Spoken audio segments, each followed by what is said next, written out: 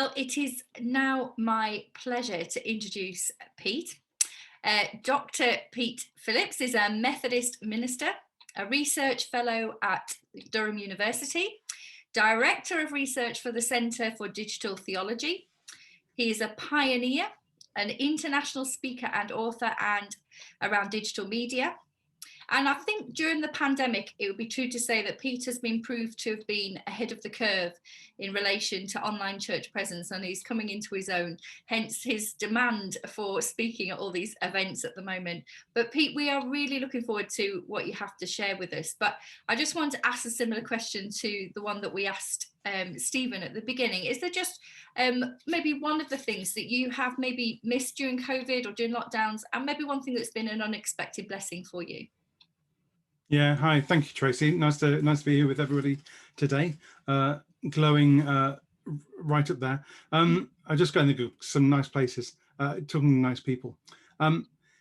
What have I missed? I've missed family. My kids are kind of strewn over the country, Cambridge and Dorking, and Ed's been in Leicester University quite a bit, and so kind of missing seeing them for their birthdays and family chats and everything, kind of the reverse of what Stephen was saying about having his kids at home and everything. So really kind of miss them. Unexpected blessings. I think though I'm a huge advocate of digital church, I kind of my faith is formed in the charismatic and Pentecostal meetings of Easter people and so on, and then so to find myself in a 6:30 service for the church we attend at the moment online, and kind of resting in the Spirit, as I was led by my daughter in worship actually, and just feeling the Spirit flow through that meeting was just absolutely tremendously brilliant, kind of lifetime moment for me. Mm-hmm. Oh, that's wonderful. Thank you, Pete. Thanks for sharing those. Well, we're going to hand over to you now, and we really look forward to what you have to share this morning. Thank you. Okay, thanks. Hi, everybody. Good to see you all. And what I thought I'd do in this kind of talky bit is to share a little bit about missional digitality. So I'm going to share my screen. I hope this works for you. There's no videos or anything, so I don't need sound, so that should be fine. Excellent, good. So I want to talk about missional digitality and what to focus on in the new normal. And this is a kind of talk I've actually put together for something else, but I'm kind of, I need to write up into something and everything, but I thought to share it with you, because what I try to do in this talk is go through a few of some of the surveys that have come out about what's happened worldwide around lockdown, and then a few hints that people have started to give us about where we might go into God's new normal. What God's kind of got in store for us when the vaccines come in and everything else. Although, of course, remember, there's a great thing by UNICEF, by the way, about us matching our free vaccines by paying between £3 and £40 and allowing UNICEF to donate a vaccine for somebody in the global south. So do look at the UNICEF matching your vaccine, because we get free healthcare, and it's really good if we could help somebody who doesn't have that. Anyway, what in the new normal, what's God up to, and what's God been doing over lockdown? What do the stats tell us? So first of all, we've done some research at Savanta with Savanta Comrades at Durham University, and we took a poll over 4 months in the summer and asked people, how much are you engaging in online worship now, or online faith-related activities? And notice this isn't a poll of how many people are attending your church.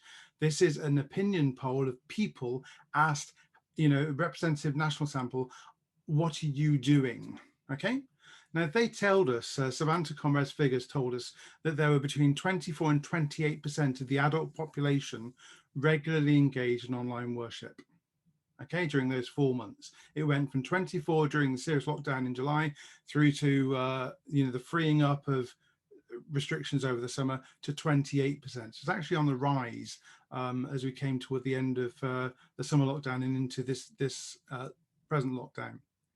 Now that means that there's a potential of between 14 and 16 million people who are engaged in online faith-related activities, specifically online organized devotional acts.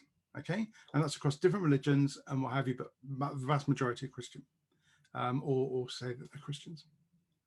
Now, if you take some figures about how that works out, we usually think that about between 5 to 7% of the population, adult population, attend worship on a Sunday, and that is about 4 million that we normally have. So it's possible then we've got an uplift of about 400% in those who are engaged in online acts of worship or online devotional activities. We've also been working with Everybody is Welcome Online, a project based at Durham, but kind of working out of the church growth bodies in the Church of England with George Fisher and Bob Jackson. And they think the figure is probably more realistic to be 40 to 50. I mean, we can't get too excited and think, you know, God's grown the church by 400%, can we? So we've got to tone that down. Let's say 40 to 50%, because that'd be good, wouldn't it? It's really interesting that one church in our region we've been doing a micro research project in hit the 400% and is still there. And they've increased their viewing on YouTube from about 5 minutes at the beginning of the first lockdown up to about 45 minutes now. So the average viewing for all the people who are attending their services up to about 1,000 people online. It's just great, and they've kind of trained people to listen to more and more. We know as well that younger age groups are more likely to engage online. So young adults between 18 to 35, up to 48%. And indeed, that's really astonishing figure, because who knew that almost half of young adults would be attending worship online? Indeed, I've queried whether that's an unbelievable figure. And I took it to a data science lecture seminar here at Durham University and queried a group of secular young people about, you know, is this right? Do you think it works and everything? And they kept coming back to me and said, well, why do you doubt your data? You asked the question properly. Savanta did their polling properly. The categories in the selection are right. The criteria are right. This seems that they're doing it. And you know, one of the reasons I said, I think it's aspirational. People are just putting it down because they want to say the right thing. And the students came back to me and said, excuse me, but they're saying the wrong thing. According to society's norms, you should not attend Christian worship. Therefore, what's happening here is you've got an uplift, an aspiration in the opposite direction of what's going on. So these figures seem more solid than you're actually allowing for. Be more bold with your figures, they said. Don't disbelieve the stats. There are, of course, huge issues that we find in our research about the digital divide, about the way in which people don't have access to tablets or don't have access to the technology. They don't have access to data, although our situation here in England is much better than in most of Africa, where data is so expensive that people tend not to use their phones during the week so that they can listen to the Sunday service. Yeah, because data is just so expensive for them. There's also digital resistance. People kind of don't like digital sometimes. And the older you go, the more likely you are to be resistant to digital. Although with social dilemma and other things like that, people, even in the younger categories, are now becoming more resistant. And there's also something called digital drop-off. We think that probably a third of our congregations decided not to bother with church when we locked down. And it may well be that those people won't come back either at the end of it. That's what some of the research is telling us. Look here about the percentage of the age groups who are attending online organized group devotional activities. And you can see what I mean about the younger age groups. 18 to 24 and 25 to 35 are the biggest age group, followed by the Gen Xers, the 35 to 44s, and so on. Now notice it's these people who've grown up during the digital age. They're the ones who are digitally engaged, up to 99% in some cases, according to Ofcom and the other research that's been done. And as you go into the older categories at the northwest there, you can see that they're people who've kind of not been used to digital. They've not kind of lived with digital all their lives. And so perhaps you might expect that.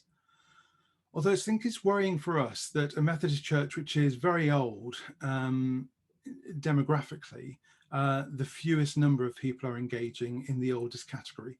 And I think that does ask questions about what's happening there. But notice this is 15% of a national poll. Yeah. And you would expect the huge number of people who are in that category, more people would be engaged. Let me move on to the next one. There was an Irish church survey with Queen's University Belfast called People Still Need Us. And Gladys Gagniel did some research there and has just brought out a second one at the moment that's doing the rounds, a kind of follow-up one with some interesting data in it. She found these kind of figures. 82% of people continued ministry, churches in Ireland, on the island of Ireland.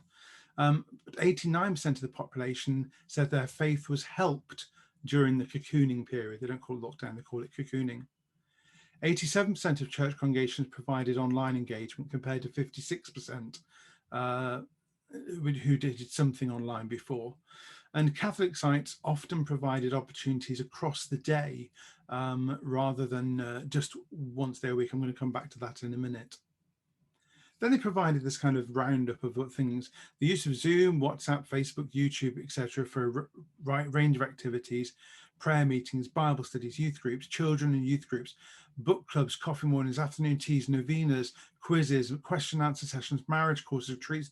Look at all of this, membership classes and more. Most faith leaders directed members of their faith community to other opportunities for online services, fellowship or resources, with 81% indicating that they've done so. It's really interesting that things kind of seem to be moving very, very quickly. Now, this research covers Northern Ireland and is overrepresented by Protestants from Northern Ireland, especially Methodists from Northern Ireland, who are very, very active. People like Mavilla Abbey with Michael Spence and so on. But it's interesting to note that discipleship here is as important as Sunday services. And that's going to become something that I kind of talk about more towards the end. Discipleship is as important as Sunday worship. And a Northern Irish Methodist minister, I think I know it was, we can't go back to where we were, the sense that we need to kind of push on now into the new normal. Here's a graph, some graphs which kind of talk about that digital provision. And you'll notice that the Catholics are very, very good at doing several per day and once per day. Okay, so they provide different models on a daily basis, but the Protestants prefer to go for Sunday only. Okay, so they've several per week or once per week. And that's kind of a pattern here, that the Catholic churches are providing spirituality during the day, spirituality during the week. And the Protestants are saying Sunday's really important, gathering for worship's really, really important. And I just wonder whether the Catholics have got it right in this instant, that actually the focus needs to be on discipleship, upon ongoing spirituality, rather than focusing upon just Sunday worship, which can be much more focused on presentation rather than engagement. So especially when it's kind of a YouTube service or pre-recorded music and stuff like that, it seems to be a presentation of something rather than an interactive engagement of what's happening. Here's the Church of England's own reporting, and this is from their Synod report on the 12th of October. They're saying that 17,000 services and events were provided locally online across the Church of England, including services, Bible studies, morning and evening prayer, and so on. The national online services, eventually they were called national online services. At the beginning, I have a beef about this, they were called national virtual services. This word virtual is crazy. We're not meeting virtually at the moment, we're meeting really. Okay, I am a real person in my study. Yeah, you are real people in your houses and what have you. I can see you. I can see you smiling. I can see you waving if you waved. See, you're waving. You're responding to me. You're real people. Yep. And so to call them virtual service is just crazy. It should be this national online service, which is the right way to do it. They talk about 3 million people watching those services. And the posts on social media are seen 23.6 million times. Huge numbers. National church, they get the coverage. They noted that 20% of viewers for those services were not regular churchgoers, which kind of matches some of what we're saying about a bigger digital audience for non-Christians or non-regulars at church. The daily prayer app usage up by 40% to 7 million. And the COV digital team training sessions seen by 4,200 vicars and church leaders. But they also noted decrease in church attendance in 2019 of about 2%. And so there is a kind of continuing slow decline of what's going on. Again, notice the importance here of in some places of discipleship. That discipleship seems to be really important.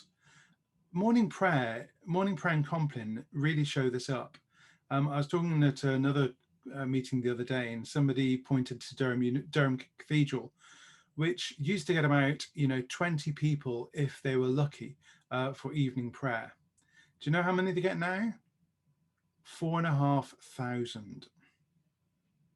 Okay, they're setting up a community of prayer across the world so that they can then kind of link these people to different spiritual groups and so on to continue their spirituality. And there was an article in the Church Times yesterday about other cathedrals, Winchester and so on, who've built upon this opportunity. I spoke to somebody at Beverley Minster, the vicar there, who said, before lockdown, before pandemic, how many people came to morning prayer? Oh, none. I was often there doing it by myself. And I said, how about now? He said, oh, we have over 50 a day attending online with me and reading morning prayer with me. So this sense of spirituality, which has really blossomed during the pandemic in the Church of England as well. A picture there of it. Let's go to the States across the pond. It's different over there, of course, because they haven't had lockdown. There's been huge resistance to church lockdowns, and different states can do different things, and churches are much more kind of feisty about accepting what the federal government says. And a lot of them have kept going.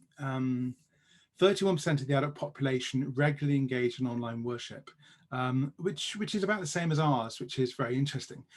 Same kind of population. Although America, there is a much higher level of church going in any case. I've kept the figures. I'm sorry, this figure. I've changed the first line and then not changed the others. I'm really sorry about that. Let me flick to the next page because that's got some more figures in it. Here's the figures for the US. Pre-pandemic, about 32% were going all the time. And then on the other side, you've got to take in more categories because Barna changes the key for the second group, the second column, and also changes it to more reds, which looks negative, okay? But actually the figures are very similar because if you go for weekly 2 or 3 times per month and so on, or once a month, the figures add up to the 31% that I said on the previous slide, okay? Now you can see that with practicing Christians and with church adults, there is a slight decrease in the number of people going to online church.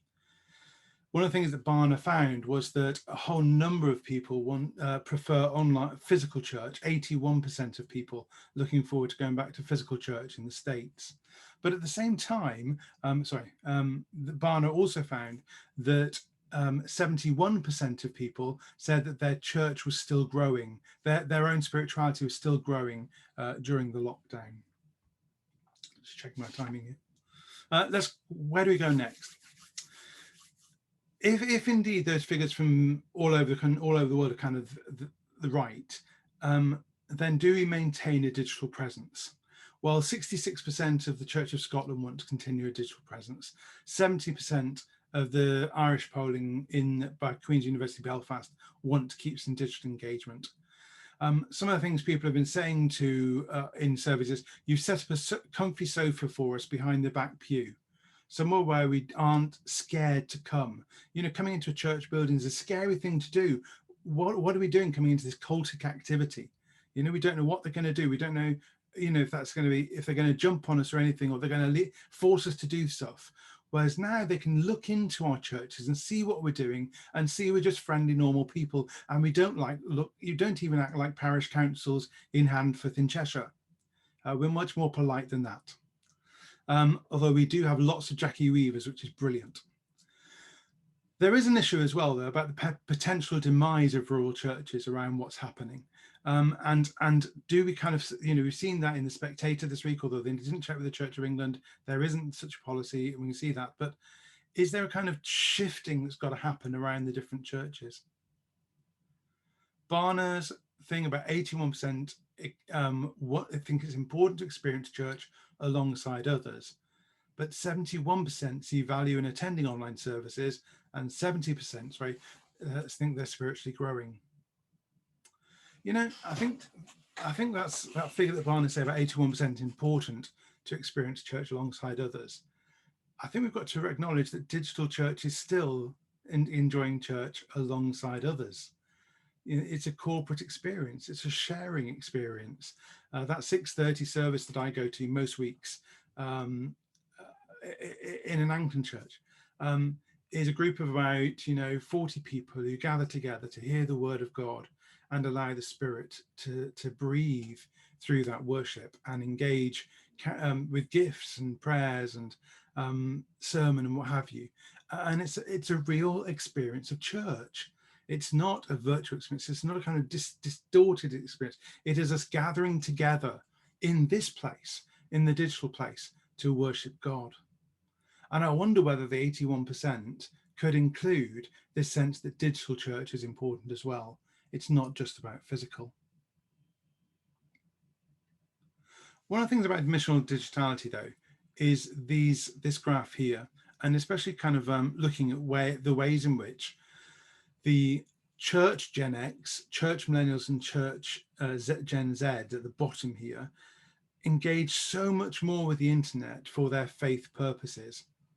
Most of people in their mature years don't engage with the internet for faith reasons. They go to hymn books or devotional books, commentaries, that kind of thing. They go back to their printed Bibles and so on. And therefore, they're not disposed to engage spiritually online with online activities.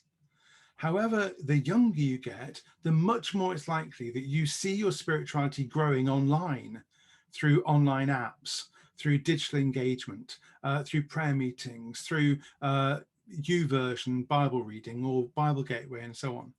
So the younger you are, the more digitally you are engaged. And that's where we see the Savanta Comres thing come in, of between 47 and 48% of younger adults engaged in online faith activities. So we see America and the UK both witnessing the sociological shift between to digital spirituality among young people. I think that's quite interesting because that kind of pushes us into moving forward. For me, the future is hybrid, or as they say in the States or in the East Asia, phygital, physical and digital, the best of both worlds. It means then that we can look towards those younger people who are engaged in online, the 28 to 30% of people who are engaging in online spirituality and worship, and actually see them as a new mission field. That they're the people who want to engage. Compare that to our normal take across all churches in the UK of 5%. Okay, so we have a new mission field, not the 5% who come to church, but the 28% who are open to digital engagement. That's our new mission field. That's Wesley going into going to see the miners in Kingswood, yeah, becoming more viral and doing field preaching. Now is our time to see the digital as our field preaching. Said it a few years ago at the Methodist Sacramental Fellowship conference lecture. Wesley's parish, this sense of pushing out into digital to engage more.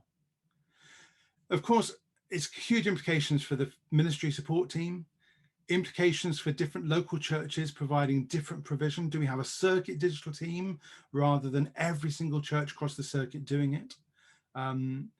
We certainly need to bring in the creatives, the technologists, the digitally aware to be part of our teams and seeing them as absolutely important. Matthew Fox once said that there won't be another revival until we've brought the artists back to the church. He was so right on that, so wrong on other things.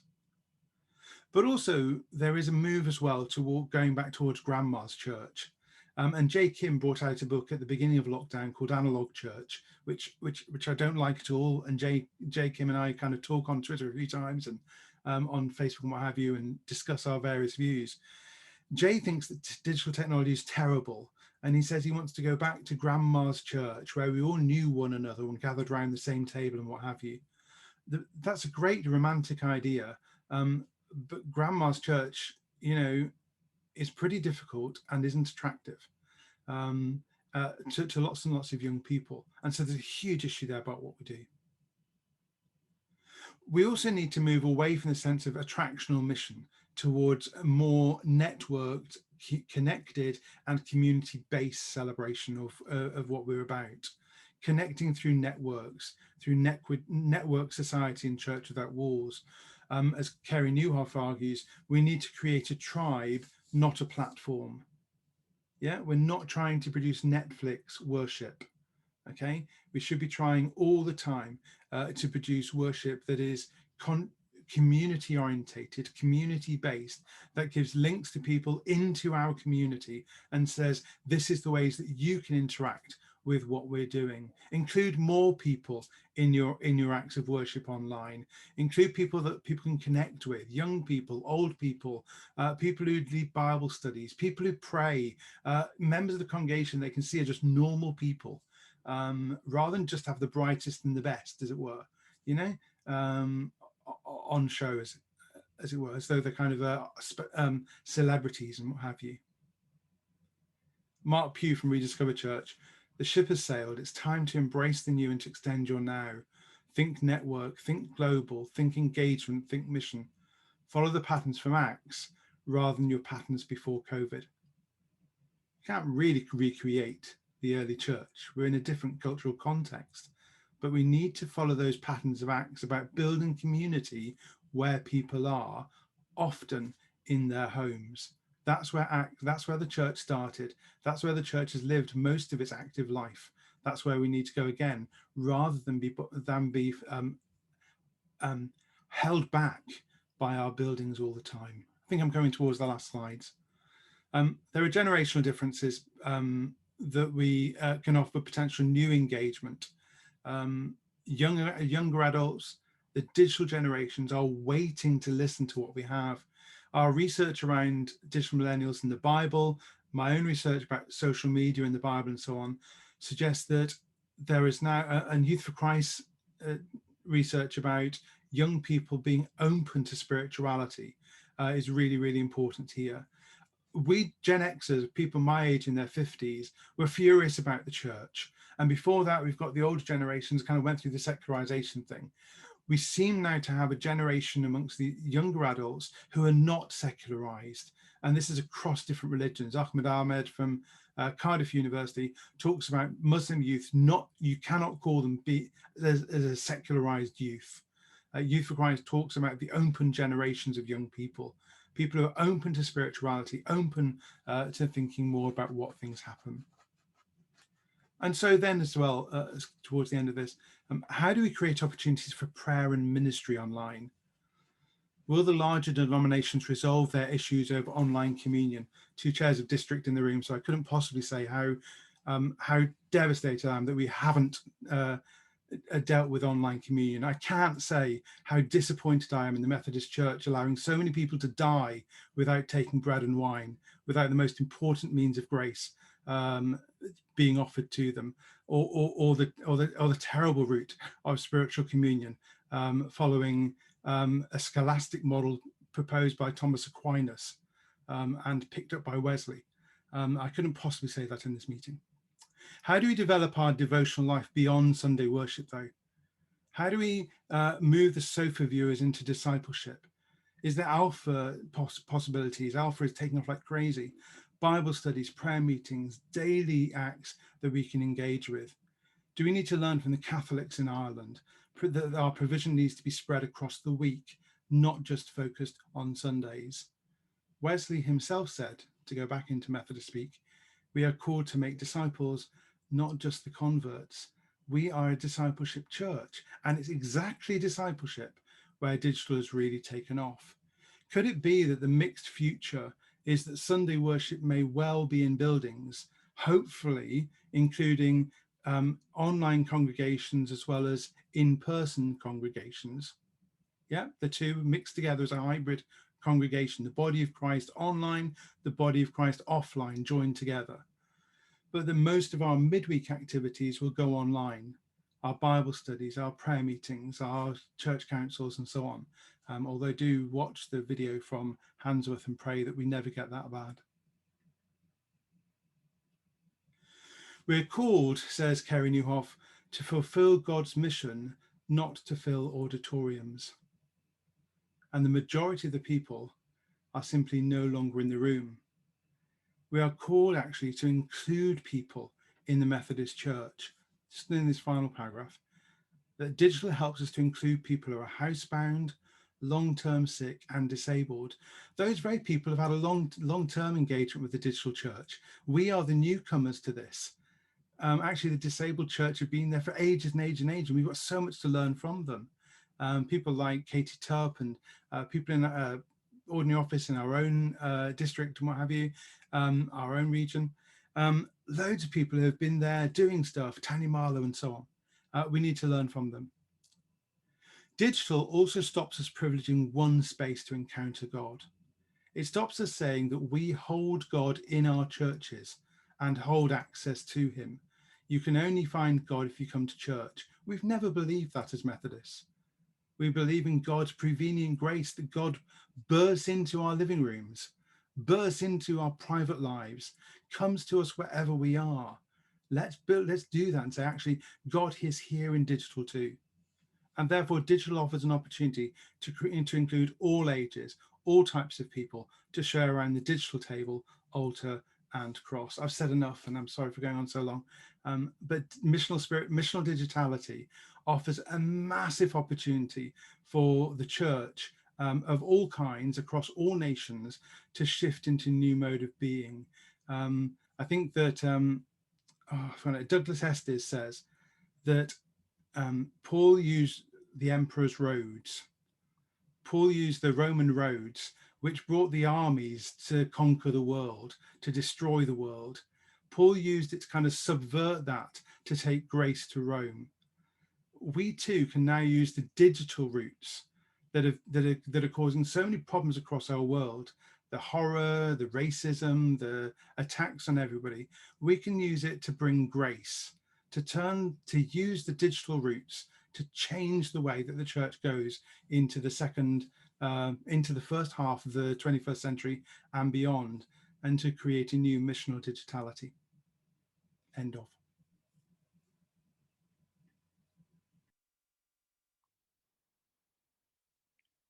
Pete, thank you so much for what you've presented and shared with us this morning. I really, really appreciate it. And I thank God for your prophetic voice at the moment, and for the opportunities that many people are having to hear that.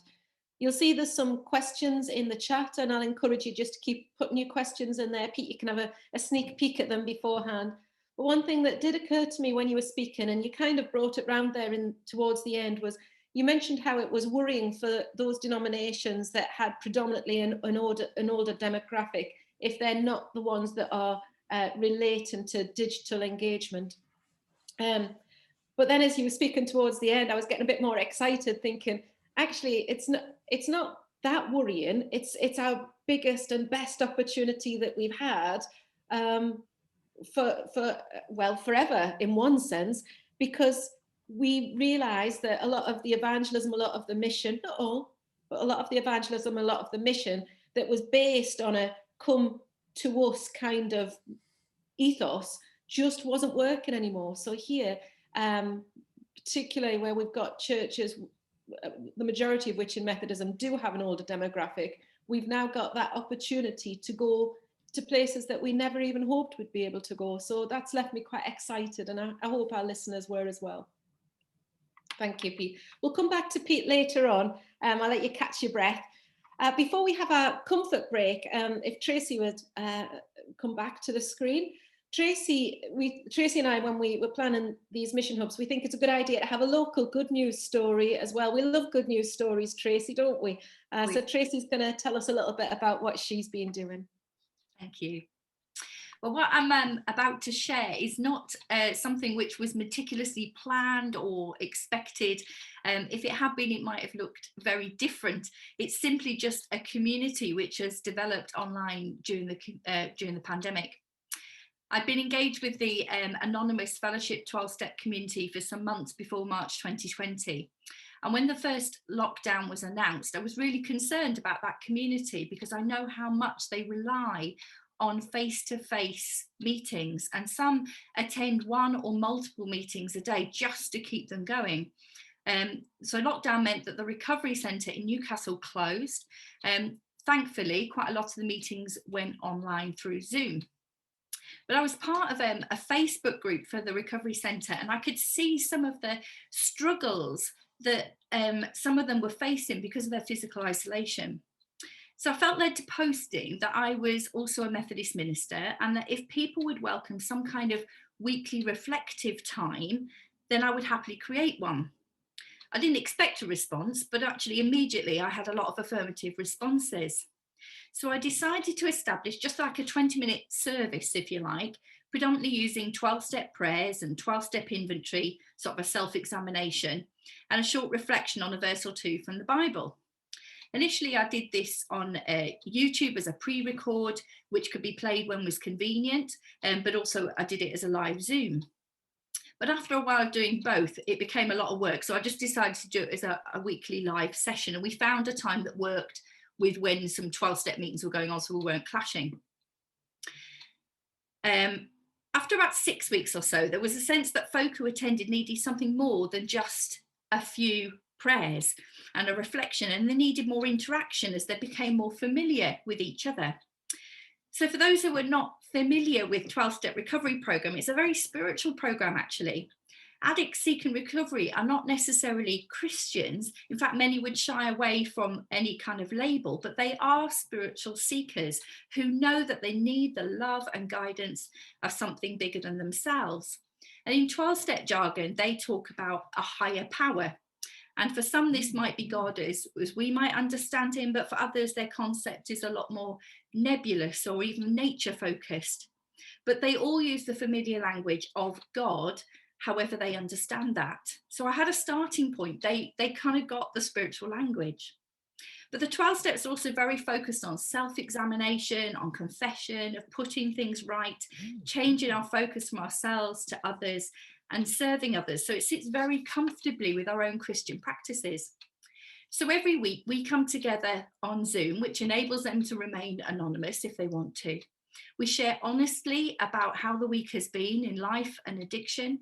We give thanks for the blessings in our lives, however small.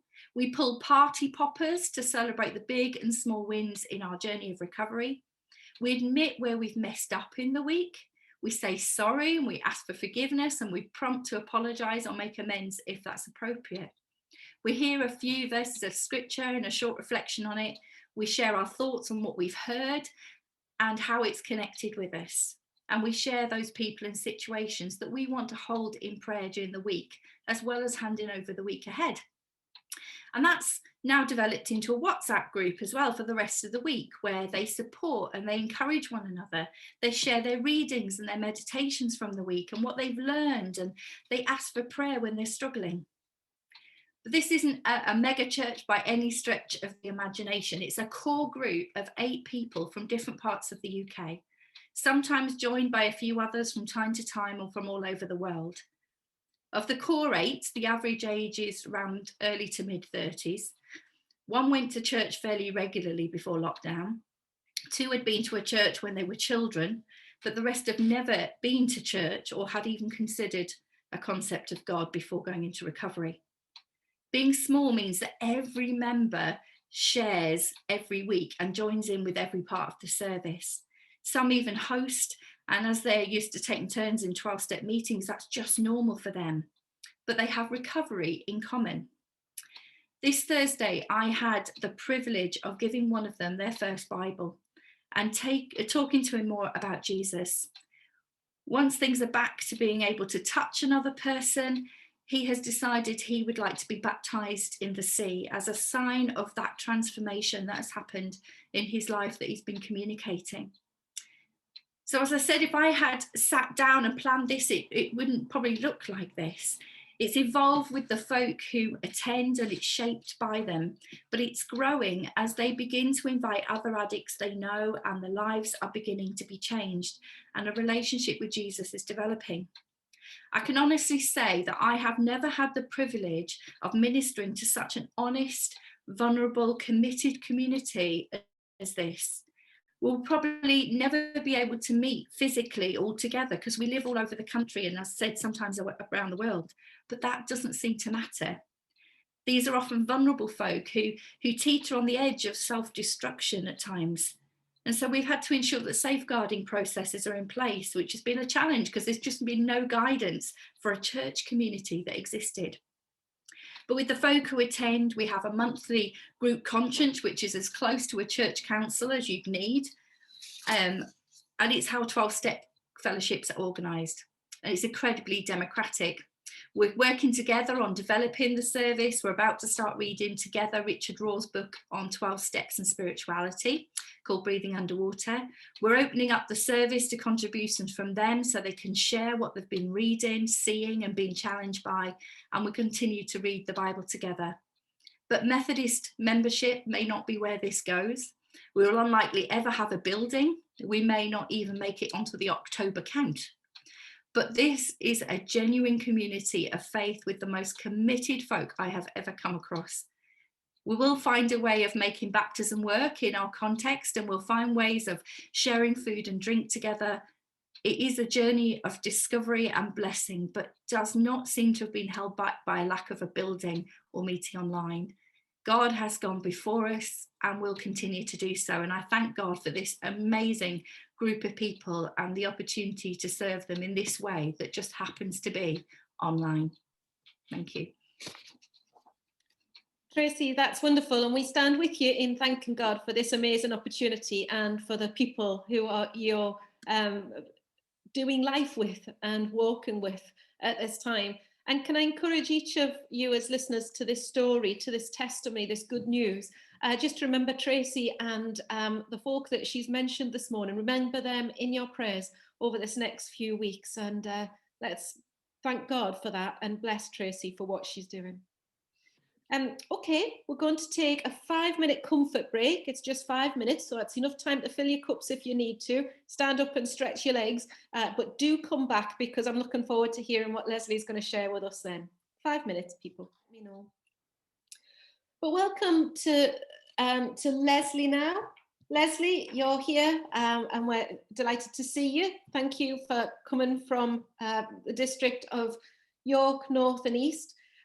Leslie is the co-chair of the New Places for New People Forum, and he's going to share with us a little bit about some of his thinking with regards to pioneering. And I believe you're going to mention some of the stuff that's been going on in your district as well.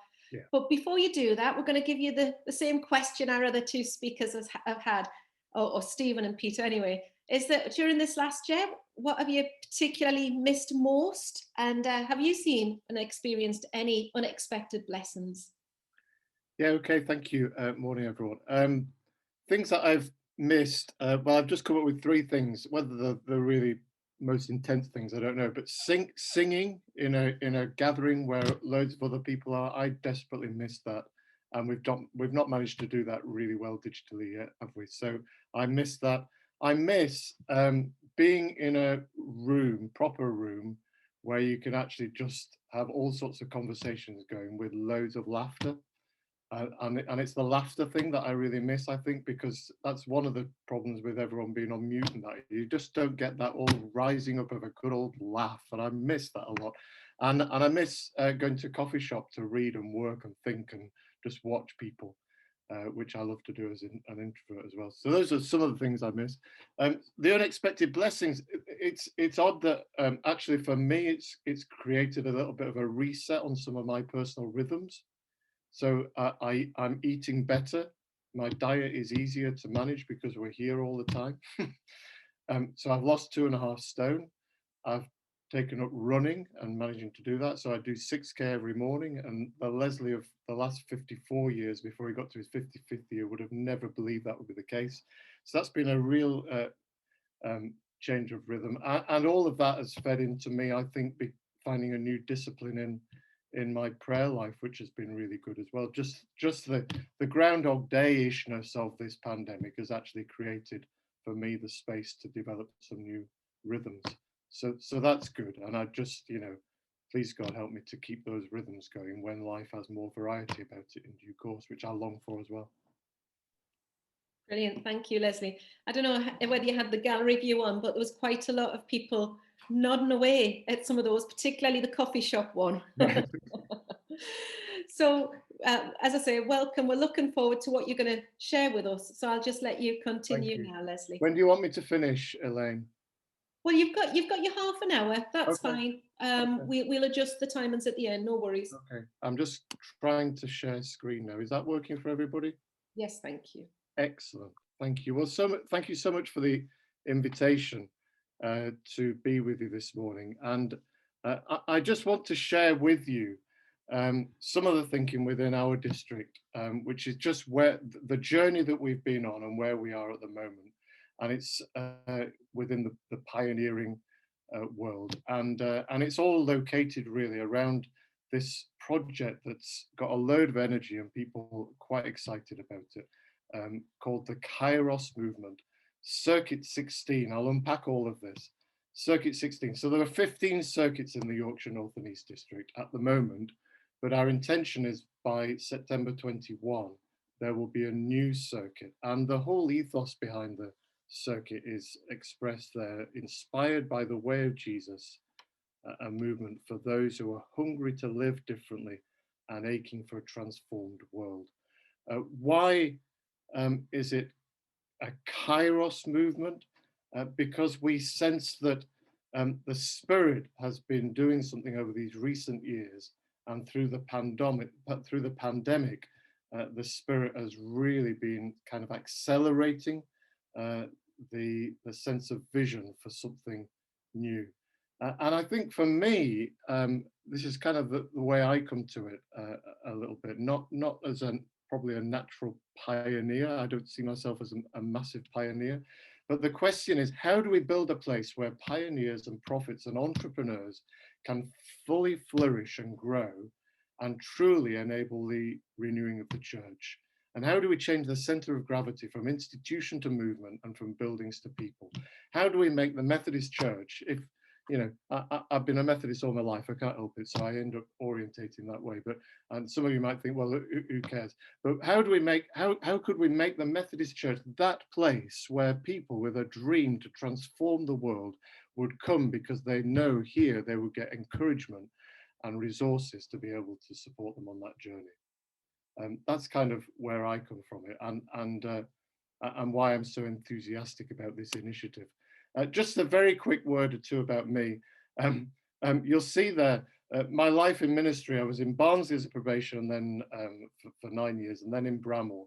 And I've put those two buildings there because kind of that has located my ministry for the last 20 odd years, really, being a minister of local churches with a heart to grow those local churches. And in many ways, that's where I've seen my natural habitat, to be a local church minister, loving the to and fro of local church ministry and seeing how churches grow. So I find it quite an interesting experience now to be so enthusiastic about something where one of the things that we're saying is, we're not going to have a building. We're not going to have a building. Let me just, I'm going to take you a whole load of stuff about the journey that we've been on as a district, and I'll let you have the slides if they're of any interest to any of you afterwards. But I just think it's helpful to put this in the context of the journey of the district, which formed as a new district, Yorkshire North and East, in 2017 when I became the chair. And so we did some vision work about how we wanted to see life develop. And we came up with this stretch line. We want to grow flourishing missional communities. We want to develop a culture that inspires vocation, serves generously, appoints leaders, changes structures for growth. I'm not going to labor any of those now, but that's part of the backstory to where we are. We ended up with 4 priorities. We wanted to grow lay leadership. We wanted to reimagine worship. We wanted to develop our voice. We wanted to remodel governance. And whenever I used to give my little talk around the place about these priorities, I always used to get to the last one and say, and now we're on to the boring one. And actually, that was the one that everyone got so energized about, because everyone's sick and tired about how governance just seems to slow us down and create huge inertia. And so that was always a surprise to me. And it kind of fit with me, because I just think we need to tackle the whole governance piece massively. So there we are. some of you will know that the Connection offered an hour calling grant scheme to districts, and we used ours to create this district nursery. So these are some of the words that we were using a couple of years ago when we got funding for this, to create a district nursery that develops a pioneering entrepreneurial culture, supports people who discern a calling to explore new ground. Now, why did we want to do this? Because we recognized there was an enthusiasm for the new from so many people, and yet, crucially, what begins by everyone saying, yes, you can go and do that, ends up with being a no, because the money dries up, or actually the inherited traditional church says we need to regroup and pull back, or there's just a general culture of inertia, and there's not enough momentum within the infrastructure to allow the pioneering stuff to develop. So we said we'll provide a safe incubator space where anyone who wants to pioneer in the district will be provided support through the early stages of growth. Andy Linley on the right there, Leanne Kensit on the left there, are our pioneer nursery leaders. Leanne, an incredibly gifted, creative lay worker in Hull, Andy, a fantastic presbyter in York. And so the pioneer nursery was born, which led to their phrase of the potting shed. We'll come into the potting shed and we'll help you to do something new.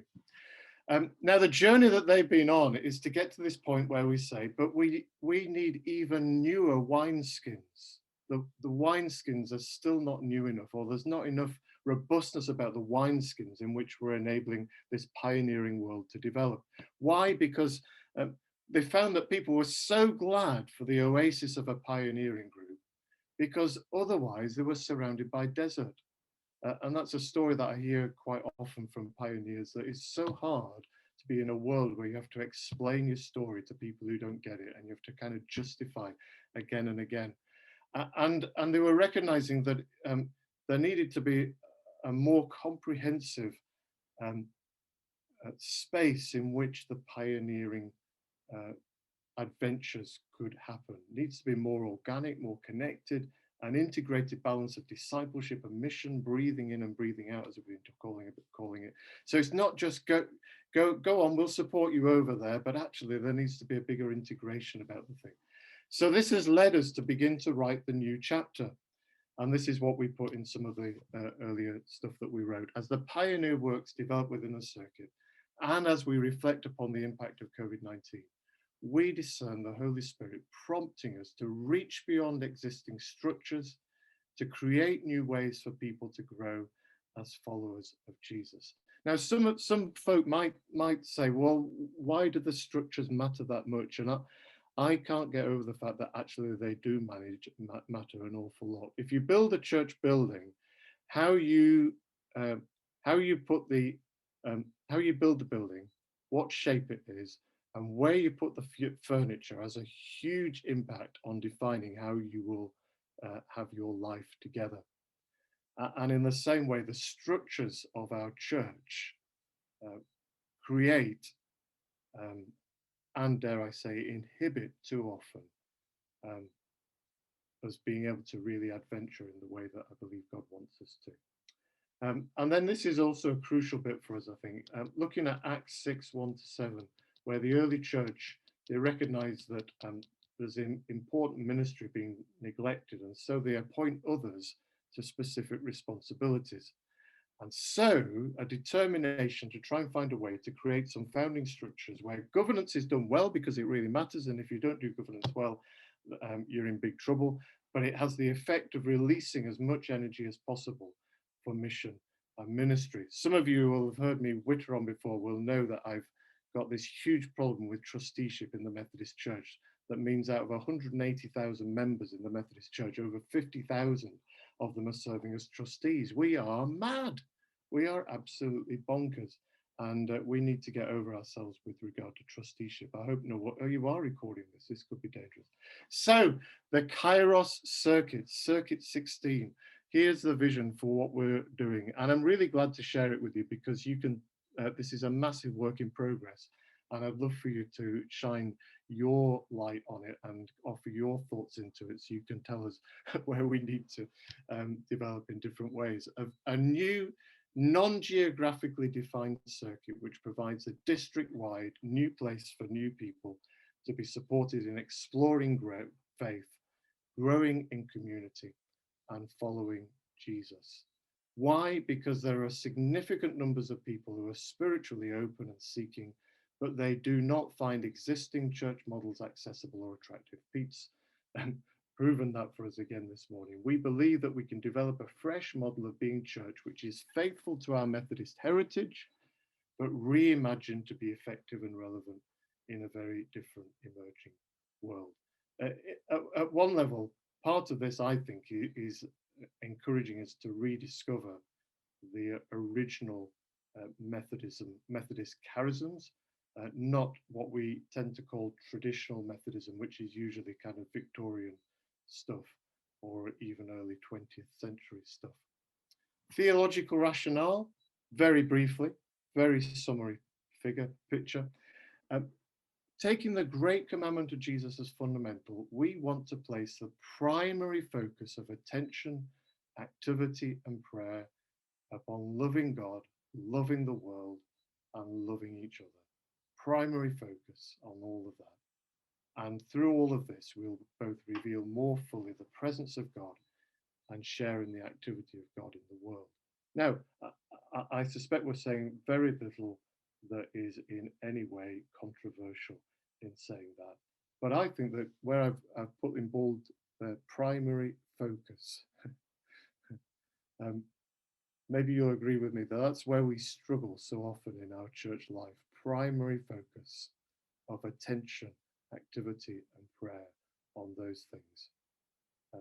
And looking to Acts 2 and inspired there by seeing the life of the developing and growing early church. So Kairos circuit, what does it look like? What will it feel like? We're kind of in this sort of shadow circuit stage at the moment, because until we've got conference approval in June, then we won't be up and running. But these are the building blocks. I'll start the bottom left. Grassroots groups.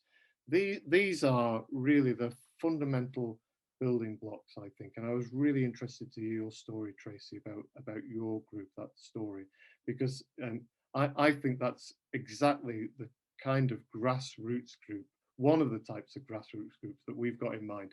Intimate small groups, deepening relationships, developing rhythms of spiritual and communal practice. I'm in a grassroots group now with Andy and Leanne, and it's the best time of my week every week when we meet digitally online and we share together. Now, those of you who've been around Methodism for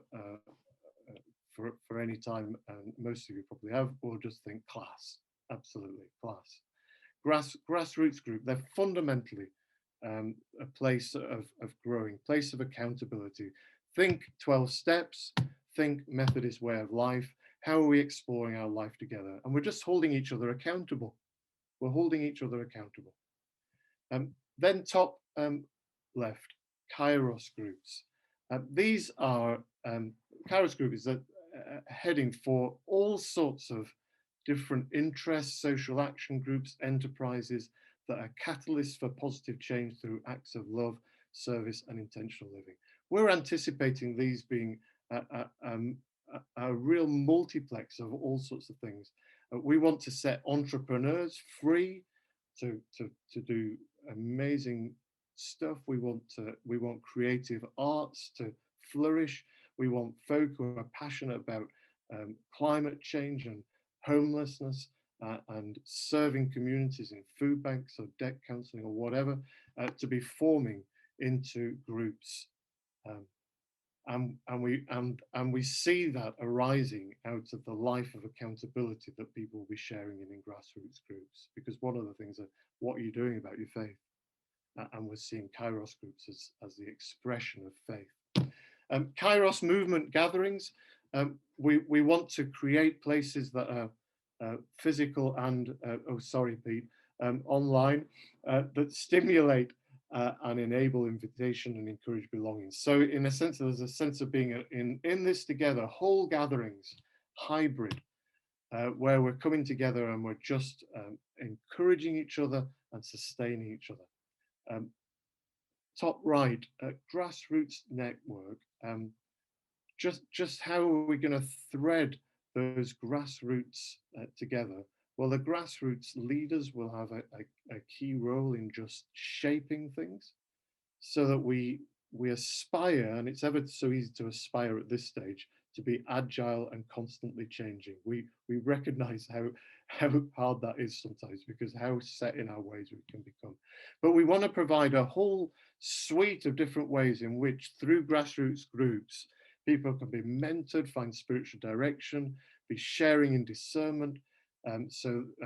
5Q training, 12 steps training, all these sorts of resources be brought to bear so that in grassroots groups, people are working out their spiritual paths. Bottom right, foundation trusteeship, providing the processes that connect this into the life of the wider Methodist Church, so that actually it belongs, and maybe even it's providing for the wider church a new way of being that can help to renew something beyond itself.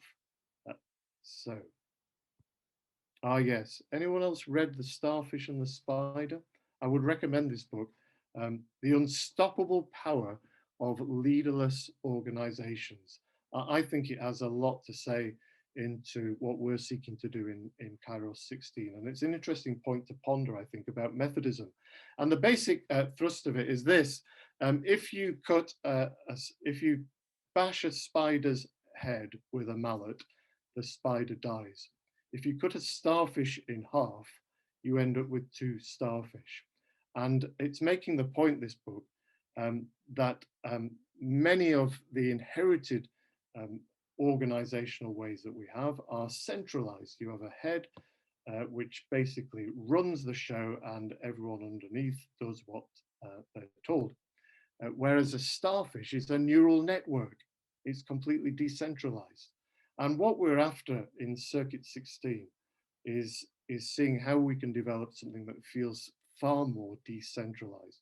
If you want to think about what decentralized organizations can be like, think Alcoholics Anonymous.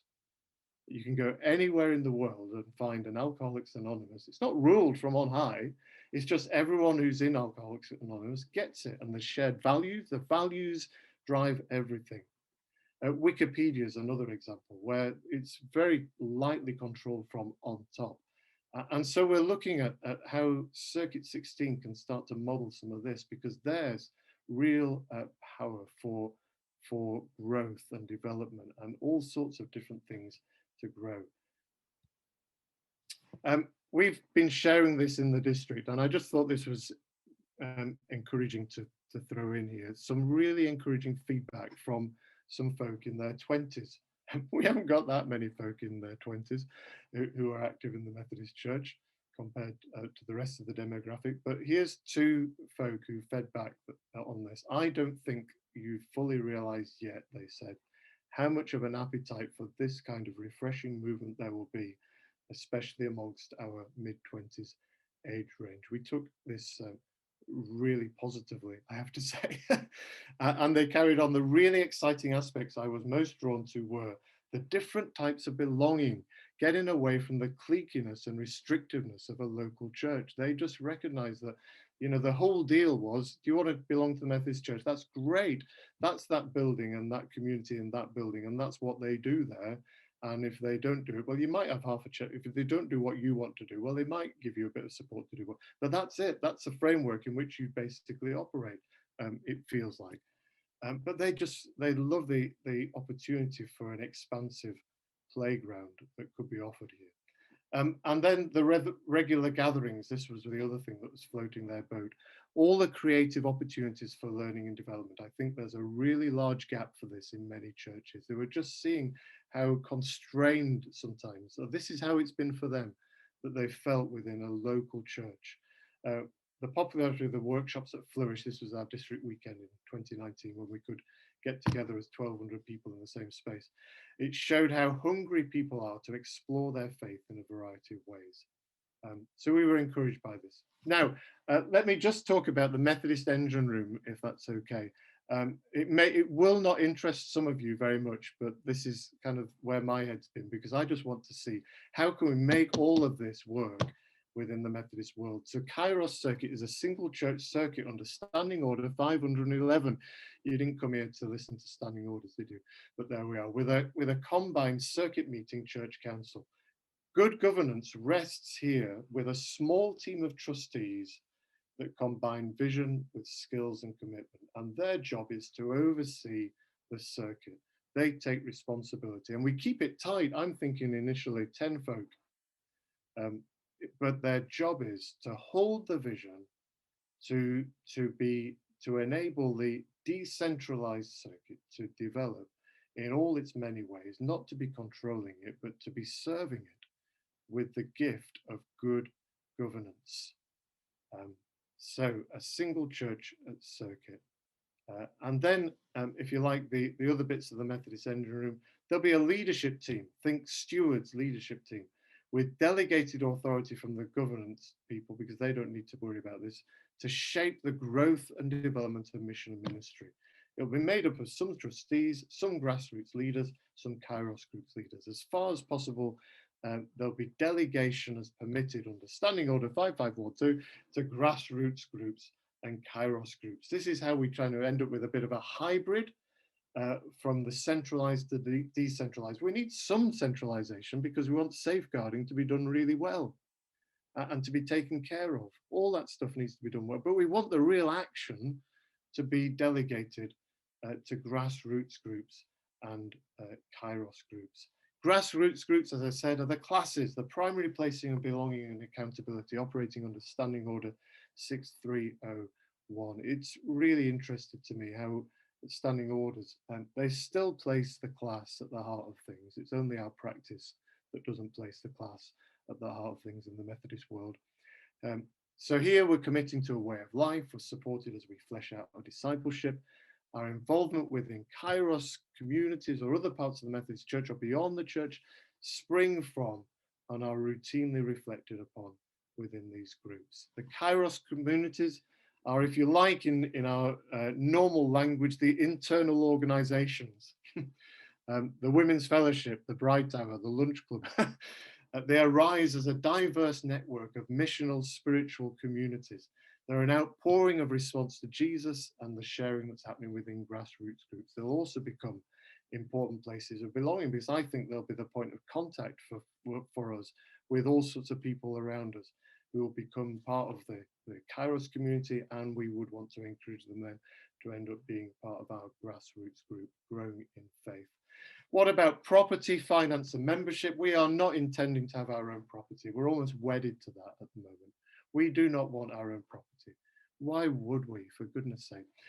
We're aiming to find full financial self-sufficiency in 5 years.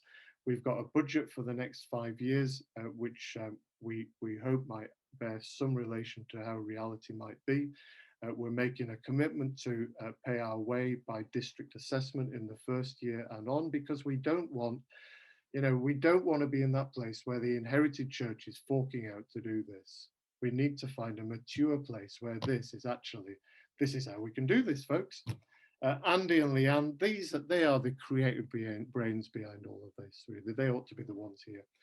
They're the initial staffing. Beyond that, we're primarily seeking to be a non-employing venture with an emphasis on equipping people into leadership roles, where people are able to be doing that which they feel called to do in a way that makes sense within their lives. Now, we're going to have to test this out, and it may well be that we'll need to employ more people in due course to resource various things or release people more fully.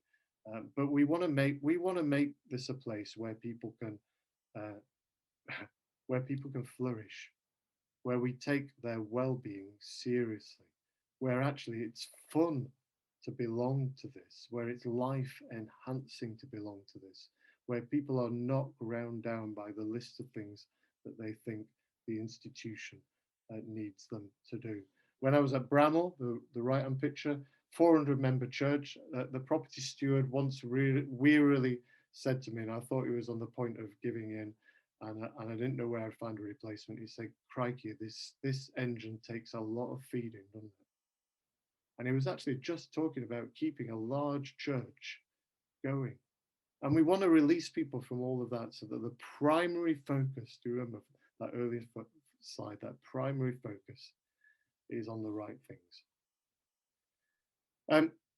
So we're looking at a hybrid economy with a high level of delegated authority, but sufficient contributions from the centre, the circuit, to support the growth and development of the new work.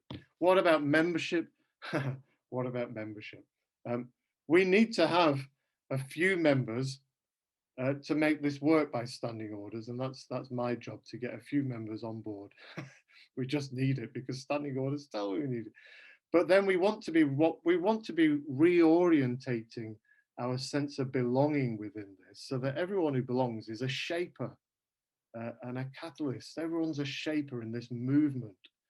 So we want to be reorientating what we're talking about into understanding it about the way of life and a desire to follow Jesus. It seems to me when I know he was very strict, but John Wesley, you'd be welcome into a class if you've got a desire to seek God, if you've got that heart to seek God. And we've turned it into a profession of faith. We want to get back to the seeking God. Clearly, we want people to profess faith, but we want people to be longing as they want to seek faith and seek God.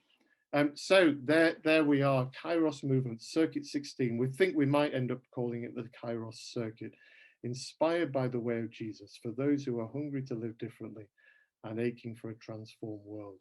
We think we're on track to be able to pull it off. The Synod has said, yes, we want this to happen.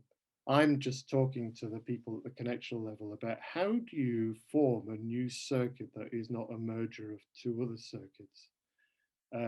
And they're really doubtful about how they can answer that question at the moment, which maybe says something, doesn't it? But that's what we're doing. I will pause there.